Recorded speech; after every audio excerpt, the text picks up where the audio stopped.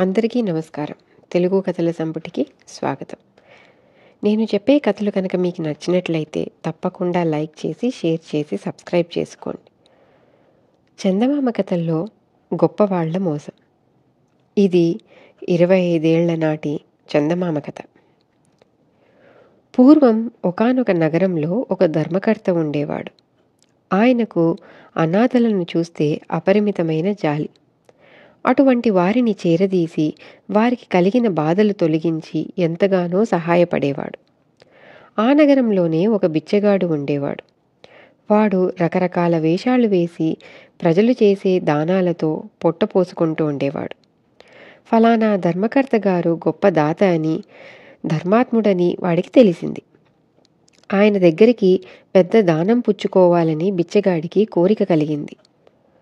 వాడు తన కాలికి ఏవో పసర్లు రాసుకుని లావుగా వచ్చేటట్టుగా, కాలికి పెద్ద వ్రణం వచ్చినట్టుగా చేసుకున్నాడు. ఇటువంటి విద్యలలో వాడు నేర్పరి కావటం చేత సామాన్యులెవరూ మోసం కనిపెట్టలేరు. ఈ కాలుతో బిచ్చగాడు బాధపడుతున్నట్టు మూలుగుతూ ఒకనాటి ఉదయం ధర్మకర్త గారి భవంతి బయట కూర్చున్నాడు. ధర్మకర్త గారి ఇంటికి వచ్చే పోయే జనం వాణ్ణి చూసి జాలిపడి చిల్లర డబ్బులు వేయసాగారు. కానీ వాడికి కావాల్సింది ధర్మకర్త గారి దానం. అందుచేత వాడు ఆ స్థలం విడిచిపెట్టి పోలేదు. కొంతసేపటికి ధర్మకర్త గారే బయటికి వచ్చాడు. ఆయనను చూడగానే బిచ్చగాడు, "కరుణించండి బాబు, బాధతో చచ్చిపోతున్నాను నాయనా" అని ఎలుగెత్తి ఏడవసాగాడు. వాడి కాలు చూడగానే ధర్మకర్తకు గుండె కరిగిపోయింది. ఆయన తన భటులను పిలిచి, "పాపం వీణ్ణి తీసుకుపోయి పడుకోబెట్టండి, నా పక్క మీదనే పడుకోబెట్టండి. నేను గట్టి వైద్యులను పిలిపిస్తాను. వాడికి కావలసిన ఉపచారాలు ఏ లోటు రాకుండా చెయ్యండి" అని హెచ్చరించి వెళ్ళిపోయాడు. ధర్మకర్త గారి భటులు బిచ్చగాడిని తీసుకుపోయి ధర్మకర్త గారు స్వయంగా పడుకొనే హంసతూలికా తల్పం మీద పడుకోబెట్టారు. మరికొద్దిసేపట్లో 2 వైద్యులు బిచ్చగాడి కాలు పరీక్షించటానికి, అవసరమైన చికిత్స చేయటానికి వచ్చారు. వాళ్ళు ఆ నగరానికంతటికీ పేరు మోసిన వ్రణవైద్యులు. పండు కోసం పోతే చెట్టు విరిగి మీద పడ్డట్టుంది బిచ్చగాడికి. ధర్మకర్త గారు పెద్దగా ధర్మం చేసి పంపిస్తారనుకుంటే వాడి ప్రాణానికి ఒకరు కాదు 2 వైద్యులు దాపరించారు. ఆ వైద్యులలో ఒకడు బిచ్చగాడి కాలు చూస్తూనే, "అబ్బో, చాలా ముదిరిపోయింది, కాలు తెగ్గొట్టాల్సిందే" అన్నాడు. బిచ్చగాడికి గుండె ఆగినంత పనైంది. రెండో వైద్యుడు బిచ్చగాడి కాలును శ్రద్ధగా పరీక్షించాడు. "ఇది దొంగవాపు. ఈ బిచ్చగాళ్ళు కొన్ని పసరులు పూసి ఇటువంటి రోగాలు సృష్టించగలరు. కొంతసేపటికి ఆ వాపు అదే పోతుంది. మందులు మాకులు అవసరం లేదు" అన్నాడాయన. మొదటి వైద్యుడు కూడా బిచ్చగాడి కాలు పరీక్షించిన మీదట రోగం నిజం కాదని తెలిసిపోయింది.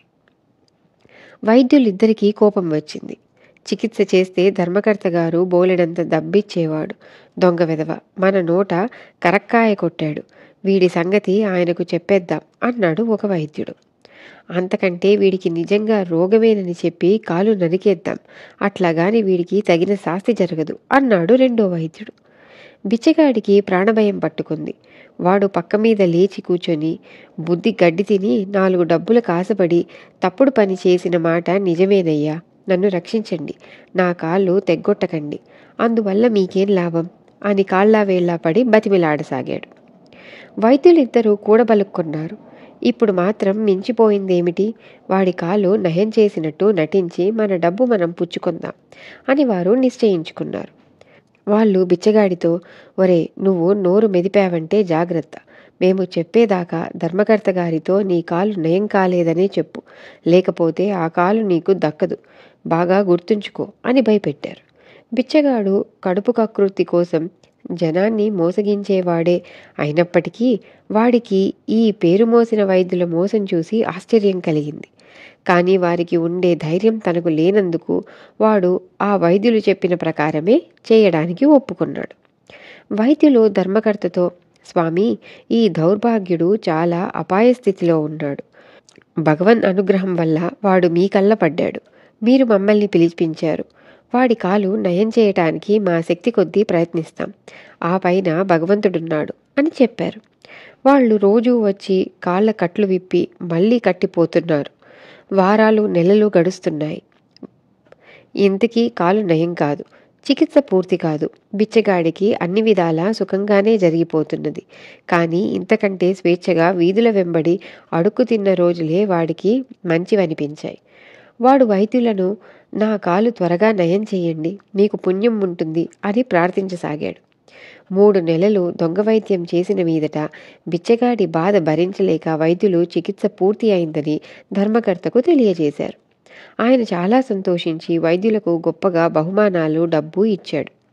తరువాత ధర్మకర్త బిచ్చగాడితో, ఏమిరా, నీ కాలు నయమైంది కదా, ఏం పని చేస్తావు, ఎట్లా జీవిస్తావు అన్నాడు.